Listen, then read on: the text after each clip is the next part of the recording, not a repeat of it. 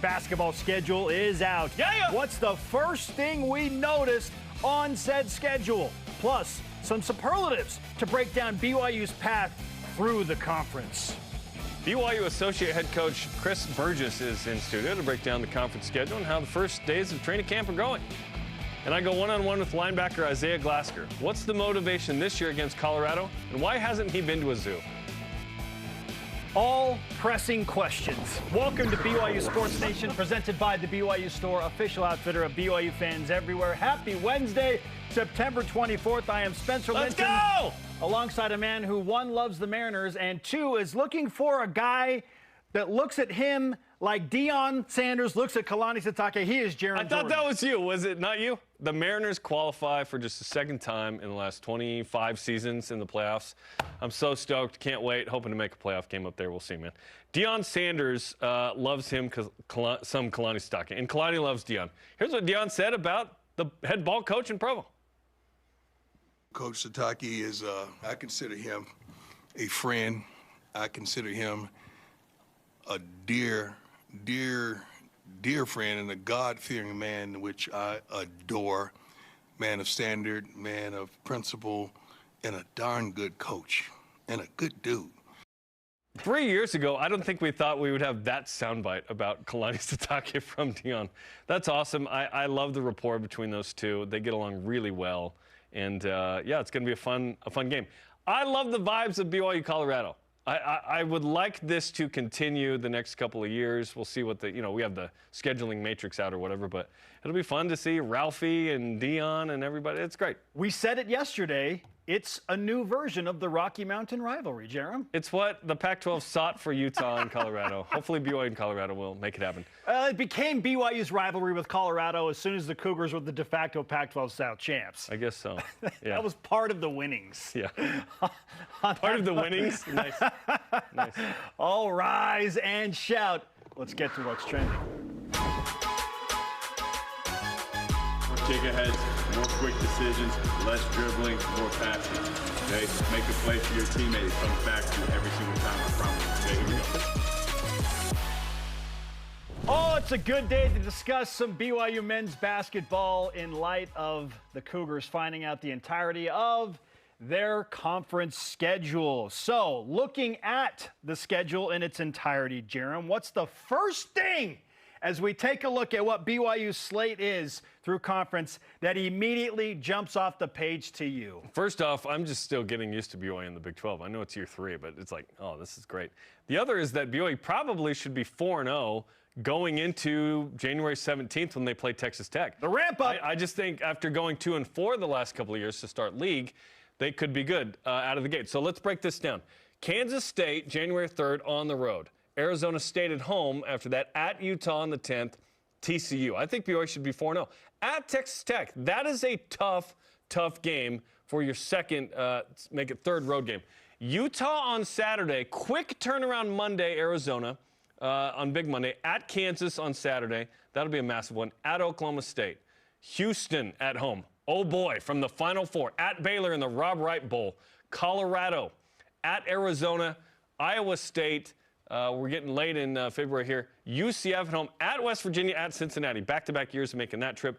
Home finale senior night. A.J. DeBonce's final home game. Texas Tech. Yeah, that's the third team BYU plays 2 games against. Which is a great way to finish, I think. So those are my initial thoughts. What do you think? Yeah, a little disappointed BYU only has 1 game against Kansas. Again, I would have loved. We already knew this, but it's still annoying. Yeah. It's like, why didn't the Big 12 do 2? The Jayhawks or Houston, given what BYU is this year and all of the notoriety around what BYU has done with their roster, having BYU match up twice with either Houston or Kansas would be amazing. I'll say this, however, Texas Tech is not a bad alternative to have that as your third opponent with 2 games. To me, it's Houston, BYU, and Texas Tech seem to be the top 3 teams on paper going into the season. So you get Tech twice, just Houston, at home. Got to avenge that loss last year. That was a tough one. BYU on the road at Kansas where, they know victory. Yes, 2-0 versus Kansas, 0-2 in football. What the heck? That's so weird. So, and I like you, the favorable ramp-up. The first 4 games feel like a great way to start conference play, especially after a brutal non-conference slate. Oh, absolutely. And there'll be this huge break, by the way. BYU's last non-conference game is what, the 23rd? Okay. Against Eastern Washington? They will have a nice break before they jump into conference. 10, 11 days. Yeah, it's almost too long. I almost wish there was another game earlier, but good for those guys. They'll get to enjoy Christmas, come back, get into conference play. Okay, let's talk about some superlatives. Yes. So we'll say a superlative, and you break it down. What's the toughest stretch of games you're seeing in there? Well, we assumed that it might be this yesterday when we found out that BYU had a week that included a big Monday showdown with Arizona, followed up with a game against Houston. Or not Houston, rather at Kansas. Yeah. So there's no change there. That is clearly the toughest stretch. You throw in the emotion that is involved the weekend before when BYU hosts Utah, and then you got to turn around 2 days later and host Arizona, and then you got to go to Fog Allen Fieldhouse and play Kansas. Like that 3-game stretch, the emotional roller coaster that could be available there for BYU seems like it'll be very challenging. Interesting also that BYU plays Utah twice in the first 6 conference games. That's interesting. Yeah, you knock those out early. I like that stretch as well. I will extend it 1 game before. So at Texas Tech, then a week later, because BYU has kind of a bye on that next Tuesday, Utah. That's not one of the tougher games per se, but a rivalry. We know that. And, BYU's gone up there and lost. They lost last year up there. They got to avenge that loss. Big Monday, tight turnaround, right? BYU does not physically practice on a Sunday. That doesn't mean they can't do other stuff. Sure. Have discussions, there's certain sort of rules. Film, that self-imposed rules with the Sabbath, right? At Kansas, Kevin Young's first trip, by the way, to Fog with BYU after last year's smacking in Provo of the Jayhawks. My second one would also look at February 7th against Houston at home, and then later that week, 3 days later, the Rob Wright Bowl at Baylor. There's going to be a lot of emotion there. That's a 2-game set that's really important, too, in the sort of budding BYU-Baylor sports rivalry. Okay. Let's take a look at the next superlative, the most manageable week. And I think we've both already answered this. Probably games 2 and 3 in league. Wednesday, January 7th against ASU, then Saturday the 10th at Utah. I mean, in terms of that competition, you hope that BYU would come out with 2 wins in that situation. Not a hard travel scenario. No. So I like games 2 and 3 there. Yeah, no argument there. Okay. It feels like any combo that you want to give to me in the first 4 games, great. But games 2 and 3 specifically feel like the easiest week. Yes, and I am not saying that it's easy. No, it's the Big 12. Big 12 ball is tough, and yes, we expect BYU to be really stinking good this year. But you don't want to trip up and lose. You don't want to lose at Utah again. Like last year's team was a Sweet 16 team. They did lose at Utah. Avenge that loss. Okay, next superlative. Biggest trap game on the schedule. Oh man. Speaking of. Well, it's hard for me to even dub one of these a trap game because the Big 12 is such a gauntlet from start to finish. They're all quality. Like, ugh. But again, I'll probably go back to the 4-game stretch we talked about in the toughest, like the game against Utah. Amen. That's the one.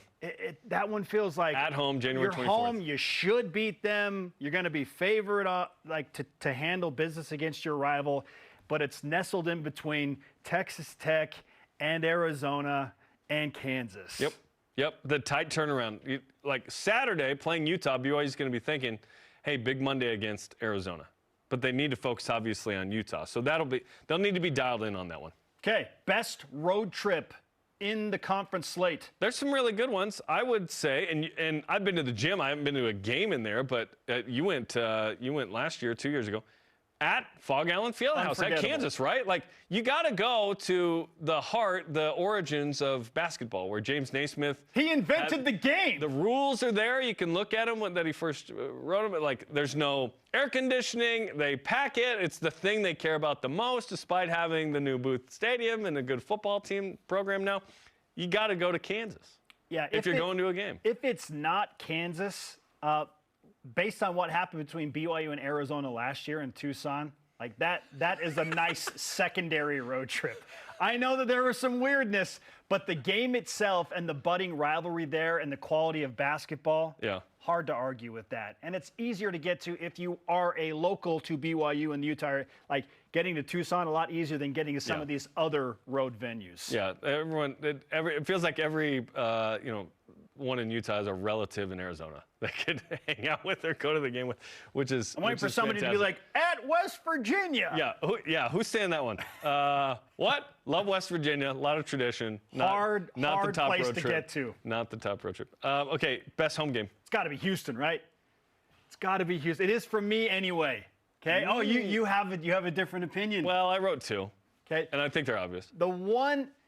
You get one shot guaranteed at Houston, and you get them on your home floor. And then you get them in the Big 12 title game, hopefully Maybe. Maybe.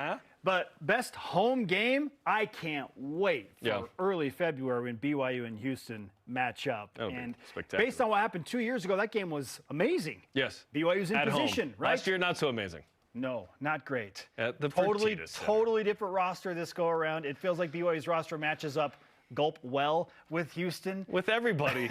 There's not a team that BYU doesn't match up with, we feel like. It's awesome. Yeah, for me, it's Houston. Yeah. I would argue because Tech is going to be a top 3 team in this league, probably 2, and that it's the final regular season game, there'll be seeding implications. There will be night. NCAA tournament implications. Senior night, of course. Richie Saunders. It'll be freshman night for A.J. DiBonza, senior night for Richie and company. That'll be a big game, too. Certainly when a team that went to the Final Four and won the league comes in, Houston is the spotlight for sure. Texas Tech is right there for me. I think that's a really intriguing. That's a month later, by the way. February 7th, March 7th. There's some vengeance based on what Texas Tech did in the Marriott Center the last time they played here. Like that, there are some BYU players that have not forgotten about that. It was a really tough loss last year. Could not find an answer for Texas Tech down the stretch. And then in Lubbock 2 years ago, leading by 17 and losing. That was tough. BYU has yet to beat Texas Tech in Big 12 competition. Okay?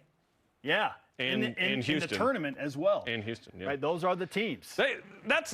That'll be a big indicator, and we'll jump into hoops a bunch more as we get closer, right?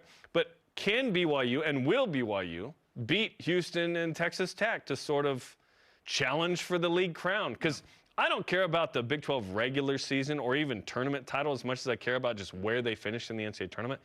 But those are the things you do first. Your first goals, Spencer, would be let's do X in non-conference.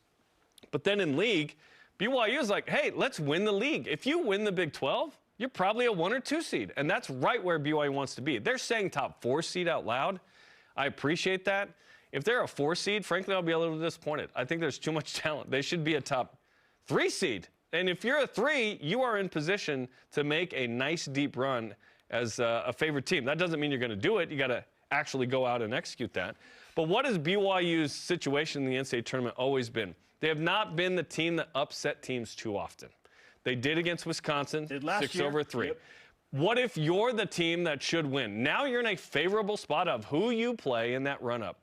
In 2011, BYU beat a 14 and an 11 to get to the Sweet 16. Gonzaga upset St. John's 6-11. BYU needs to be a favorite team and handle success well. They have the schedule and the team and the coaching staff to do it this year.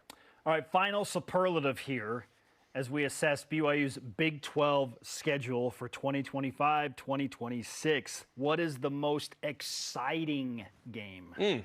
Completely subjective, because you could argue a bunch of games. Any number of these games. I'm going to go with Kansas on January 31st. Here's the reason. We could have the number 1 and number 2 picks going head-to-head. Same game. Darren Peterson of Kansas, A.J. DiBonza of BYU. I can't wait to watch that game. I wish so bad they were playing twice. I don't know if that was just the Big 12 saying, well, we've locked in the schedule for the next couple of years already. We didn't want to switch it. It's like, but that would have been gold, Jerry, for TV. So I can see arguments for others, but I say Kansas on January 31st. I wish Kansas was in the Marriott Center again. The star power available in the BYU at Kansas matchup and the venue make that very exciting. I will add, and I didn't say this was the best home game because I went with Houston, but the most exciting game for me is senior night, based on what could potentially be on the line. Yes. Will BYU Yes. be playing for a regular season conference championship, a share of such?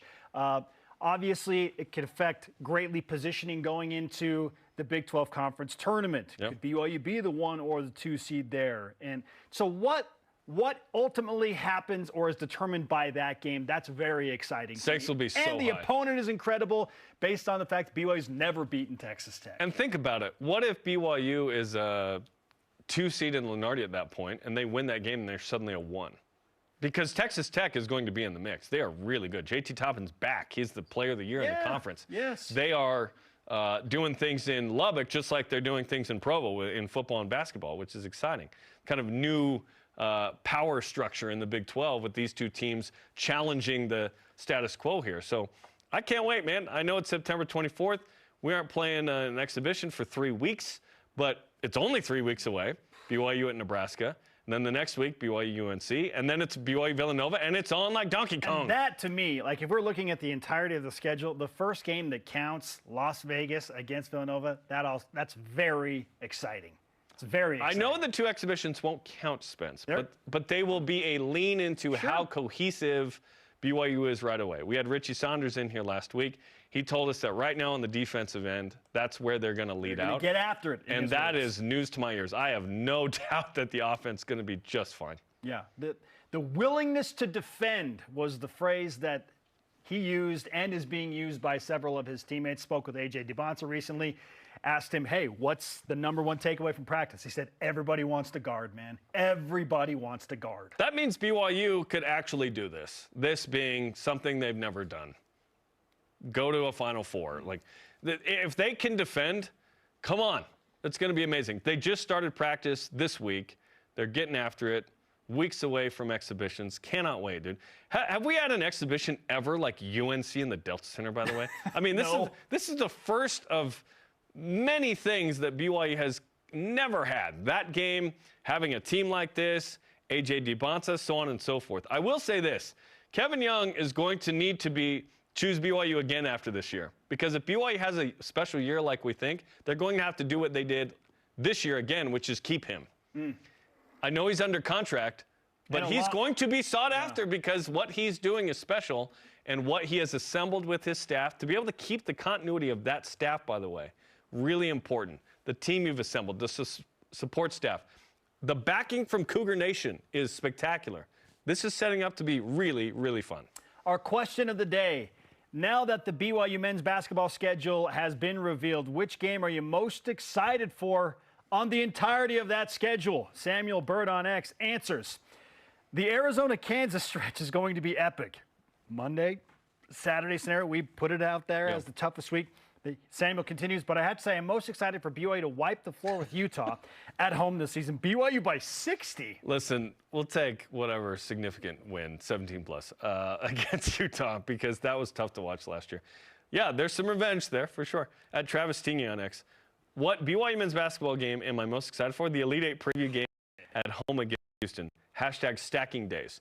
And if you talk to this team, and we talked to Richie, and we've talked to AJ right over the summer a ton, is they are not worried about what is March and April. I know that will define the season, Spence. It certainly will. But this team seems to be dialed in on, nope, today we got to be better. And our first game's Nebraska, and we're focused on that. That will be way down the road. We're way off. Think about it. 6 months away from Elite 8. We're not declaring BYU will go to the Final Four. They just have a team that could do it. But you have to actually go out and put in the work, and they are doing it right now to get to that point later. Weigh in on X, Facebook, and Instagram as we discuss the Big 12 schedule and beyond. Can't wait, man. Speaking of, BYU in the national spotlight again, not shockingly, with Joe Lunardi, Jarom. Yeah, 2 seed in his latest bracketology. That would do. Do you see that as a possibility given what we've just seen with the Big 12 schedule? Yes, and if you see otherwise, I would love to know what you're looking at. BYU's going to have ample opportunities to go out and prove that not only do they deserve it preseason, but when the cards start to fall, BYU is still standing. And I expect them to be right there. You just said you'd be disappointed if BYU were a 4 seed after everything shook out. Don't we think they're going to be a top 8 team when the tournament starts? Don't we think that? Sure.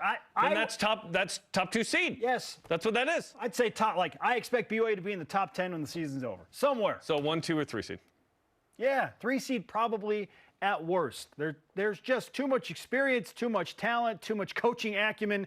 Like, the cohesive nature of what BYU basketball is, what we're hearing from the players and coaches who have just been to a Sweet 16, like the staff and a handful of players, they know what it takes.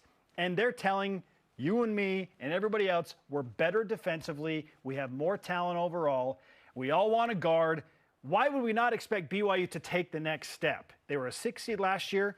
The next step is get to the Elite Eight. And to get to the Elite Eight, you probably, to feel good about that, you probably want to be at least a 3 seed. And they think that they have the schedule and the metrics through non-conference and in conference. Yes, they scheduled way harder so that they could be a higher seed. That will sell the committee. Right? The committee will look at that and be like, whoa, that schedule's awesome. BYU deserves this. Chris Burgess, who will join us later in the show, told us earlier this year that they looked at Arizona specifically and Kentucky on what they did in non-con and why they were so much higher than BYU in their seed. BYU was a 6. It's because BYU was handed 9 games that they didn't schedule, right? And it just wasn't hard enough for what this staff wanted to do.